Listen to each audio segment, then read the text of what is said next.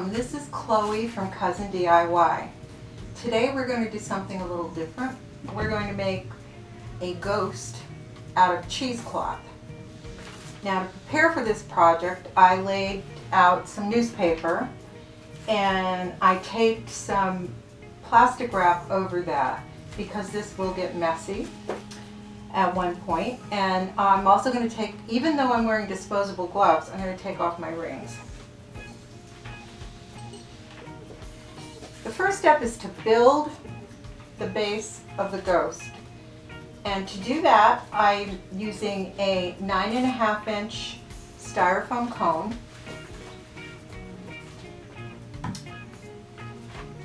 A toothpick.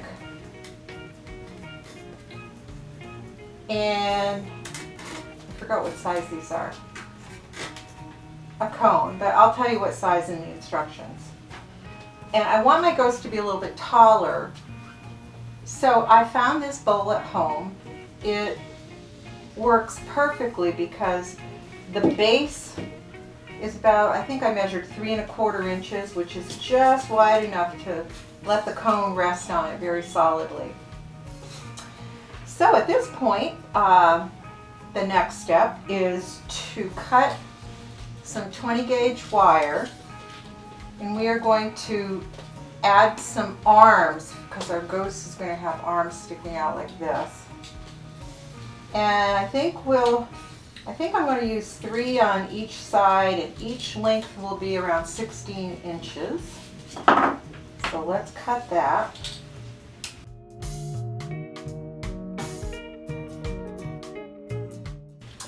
There, now that I have my arms cut, I want them to kind of start maybe about here and come around. So I'm going to do 1 on each side for starters. When I get that right, I'll add the other wires. Whoops, twist it on me.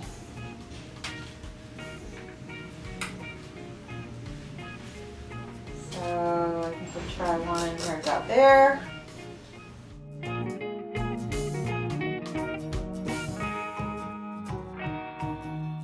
Play with these for starters and get them positioned where I'm happy with them.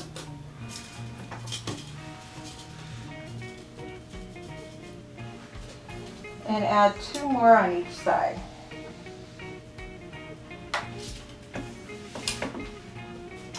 We want, the cheesecloth will get heavy once we start working with it. We're going to be adding fabric stiffener to it,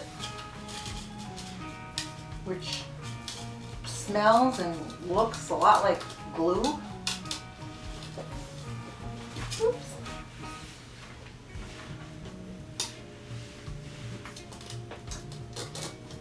So I want this is 20 gauge wire, and it, with 3 pieces on each side, it should be strong enough to support these, the cheesecloth. Yep.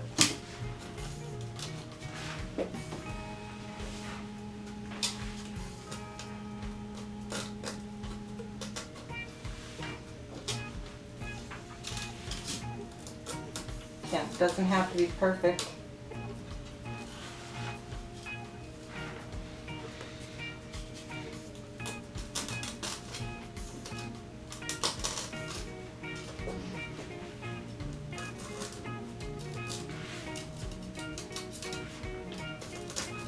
I'm going to push the wire in far enough so that it's secure and it won't pull out when we start draping the cheesecloth.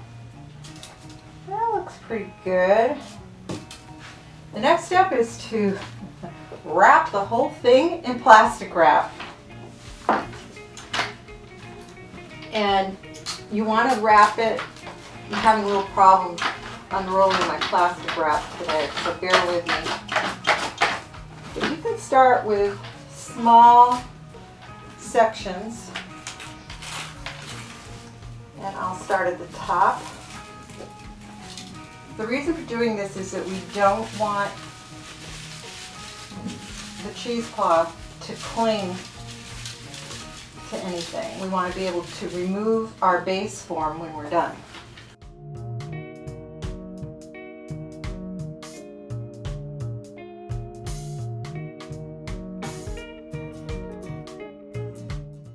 Okay, hopefully that's good enough.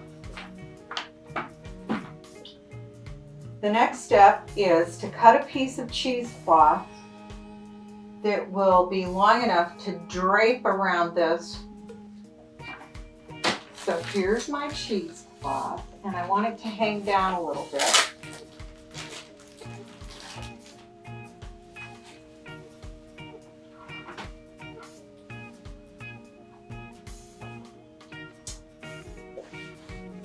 So I'm thinking, you can see how I'm working it in and allowing for the arms. I think that's good. I'm going to cut it right about here.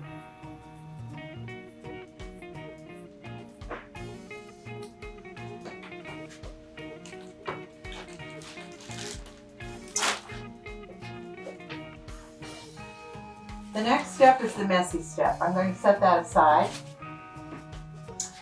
I'm going to grab my bowl.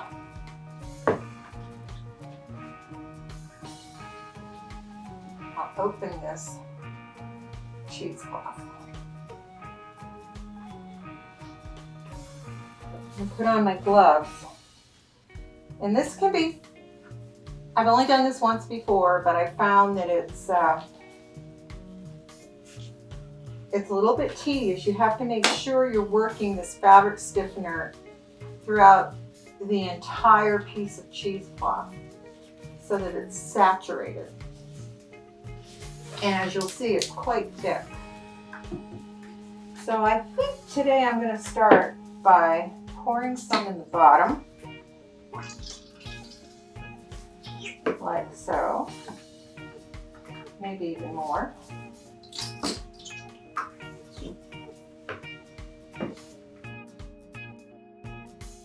Yep. And I'm starting in the middle, and I'm just going to work this down in. Keep adding more.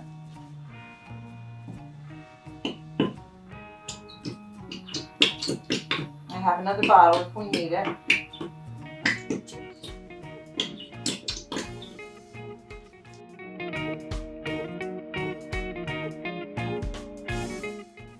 Now cheesecloth can vary. The cheesecloth I happen to choose has a real tight weave. And some cheesecloth, as you may know, has a more open weave. So this was a really good choice for this project.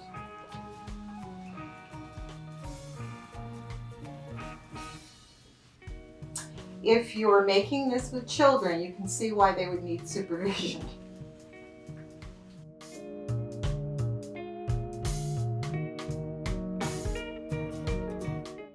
Okay,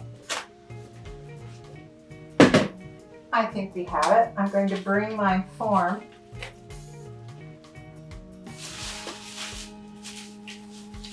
back to the middle. Then I want to find the middle.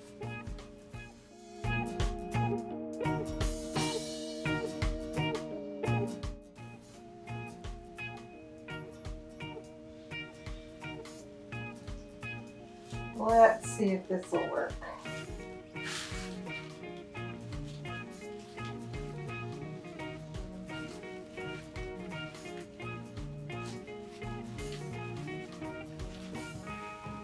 What a fabric. Come on, arms, stay up.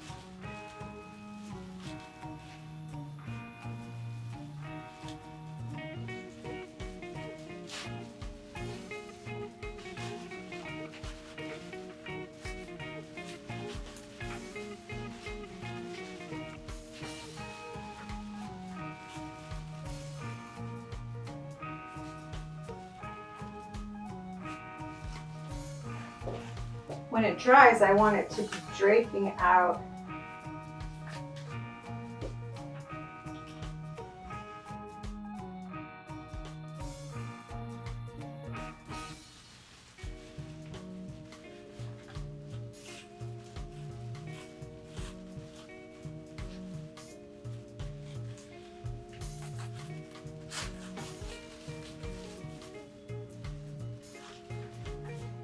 Sounds like I need to lift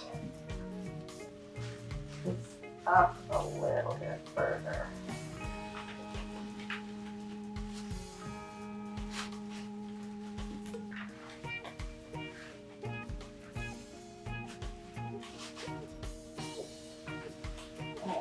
Try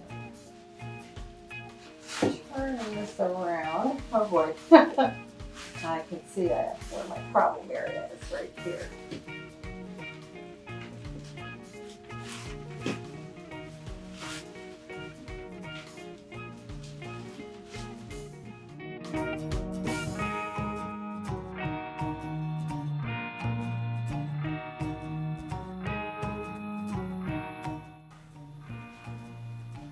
Okay, I think I'm pretty happy with that.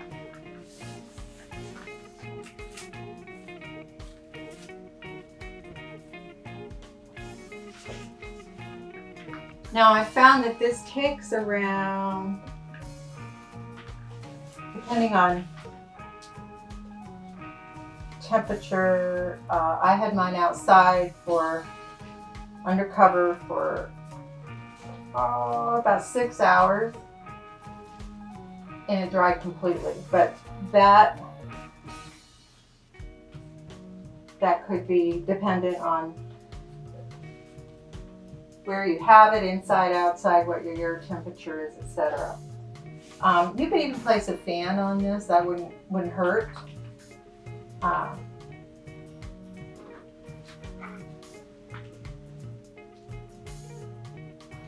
You can play with it endlessly, like I am, until you're happy with the drape and the form. And my arms do not want to stay up.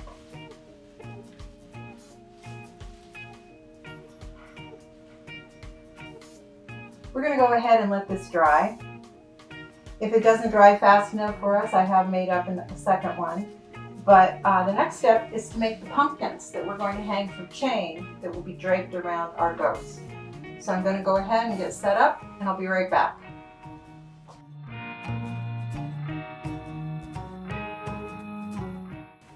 The first step in making our pumpkin is to cut a length of monofilament, and it's a little bit of guesswork exactly how long to cut it, but I'm going to cut mine 36 inches.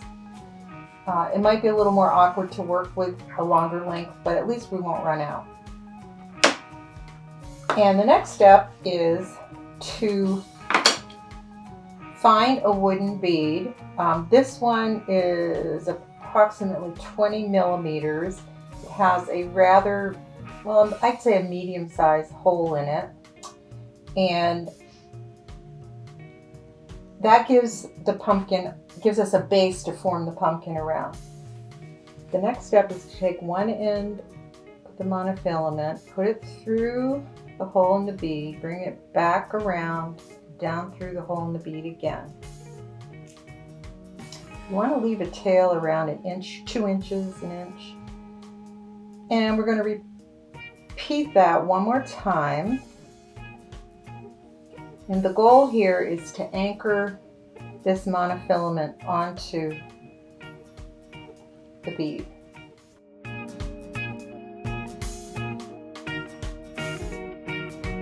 Okay, so I've got that twice around. I'm going to bring this long end of cord underneath these two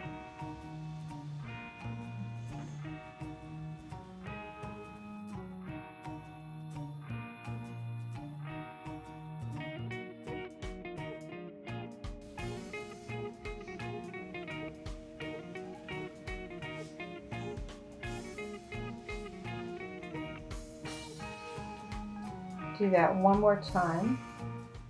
I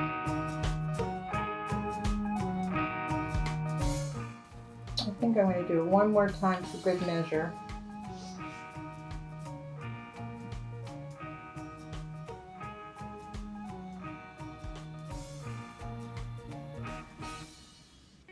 And this time I'm going to try to tie a knot. Come back through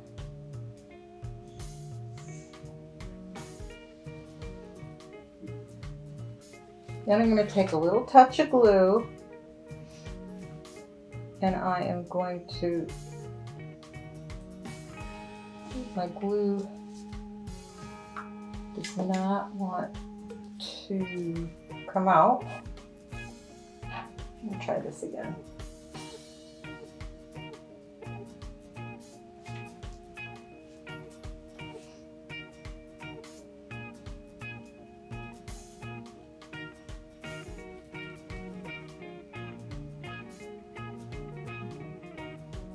There.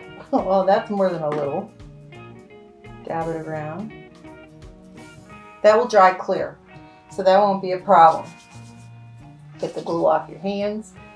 Now, we're going to start stringing e-beads, orange e-beads, onto the monofilament and bring them down around the side till we get to the hole, back up through, and we're going to keep repeating that until we have seed beads or e-beads around most of our wooden bead. And to facilitate this, I found with this bead, it takes around 9 e-beads to go from one hole to the other. So I went ahead and I took eye pins and I slid 9 e-beads on 12 eye pins because it's going to make this go so much faster. So I'll slide all 9.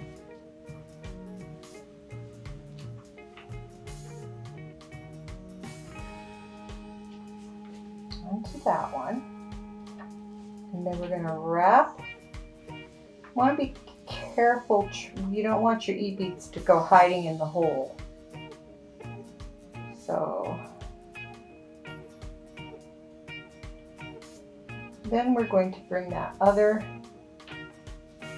end of monofilament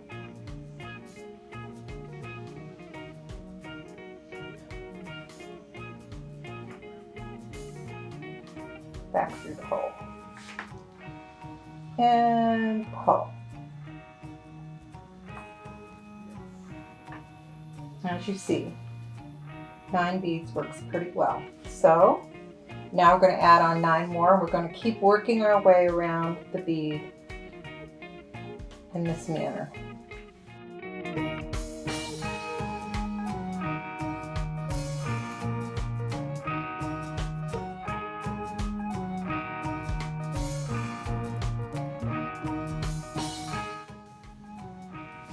Okay, now that we've reached the end,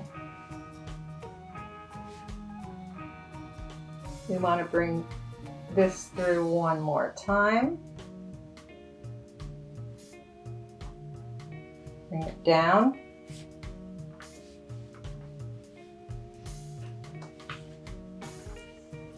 Doesn't have to be perfect. So I'm going to bring this down.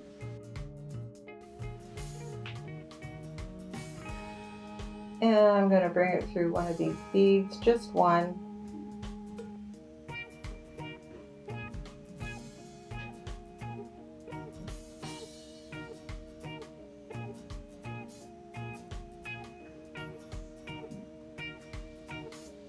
Bring it back around and I'm going to tie it into a double knot with the tail that I started with. Or triple knot.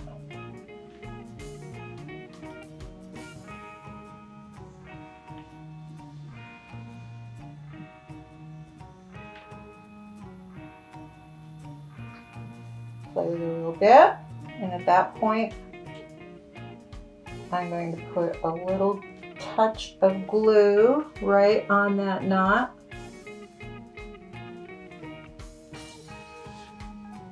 I find that if your glue clogs up a little bit and this nozzle is so slim, just put a little eye pin or head pin in there and it opens it right up. Whoop, there you go. Now again, that will dry clear. And that knot will be nice and secure. So we're going to cut our tails.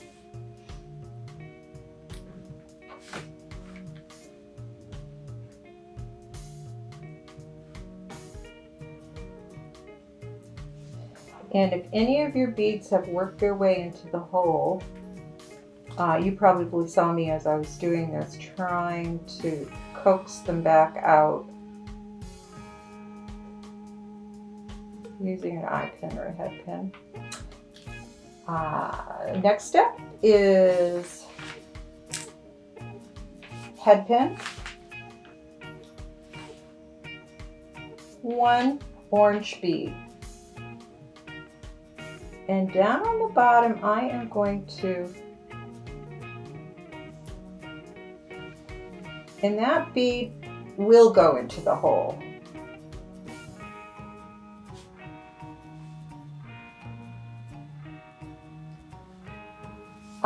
And now at this point, I'm going to set that aside.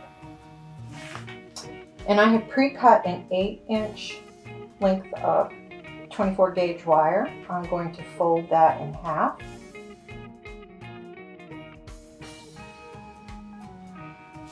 I'm going to take my round nose pliers, and right in the middle of that fold, I am going to wrap my cords back around so I have a loop like that. And at this point, I'm going to take my round nose pliers again. I'm going to go out to the end, and I want to be using the fatter part of the barrel of my round nose pliers, and I'm going to start coiling. And I'm going to coil this wire all the way back to that middle loop. Okay, and then I'm going to do the same on the other side.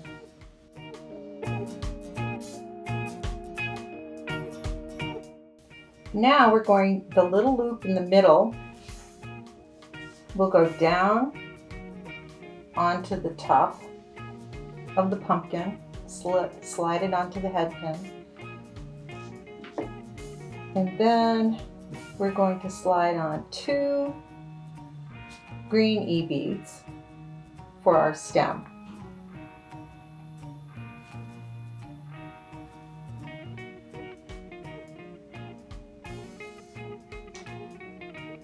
And then we're going to form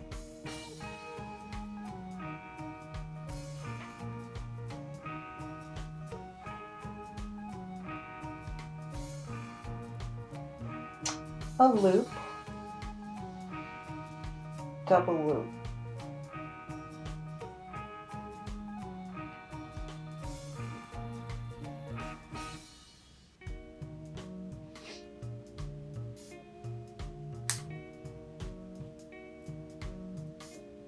I'm going to straighten that out a little bit.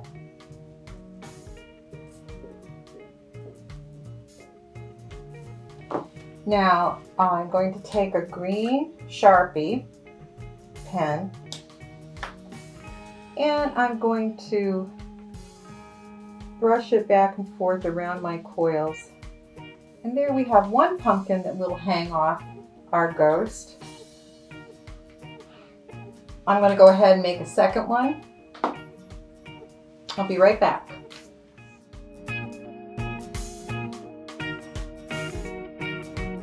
There, now I have my second one made, and I actually think I'm even a little bit happier with that one than my first one. But all pumpkins are different. Next, I'll be back and I'll show you how to hang these on your ghost.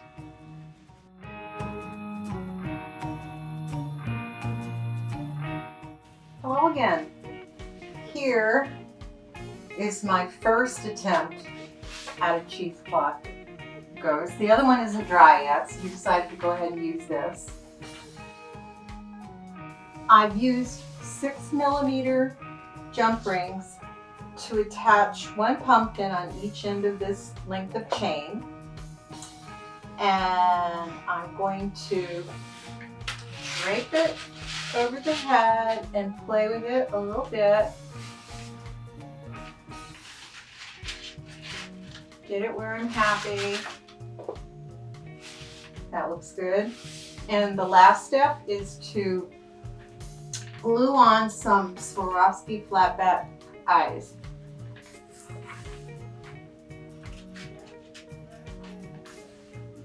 So, I have my little wax tip applicator that helps. I'm using the largest jet black flatbacks in the assortment. There's also the other half of the assortment has a color called Silver Night that you can also use. You could make a mouth in addition to the eyes. You could bedazzle it all over the place with crystals should you want to. Right now I'm looking for 2 of the larger 5mm blacks. And I have them right there. And I'm going to decide where, hopefully my glue didn't block up on me again. I'm going to put, whoops. Again, the nice thing is this dries clear. I'm going to put one eye here, one eye there. Use my wax tip applicator.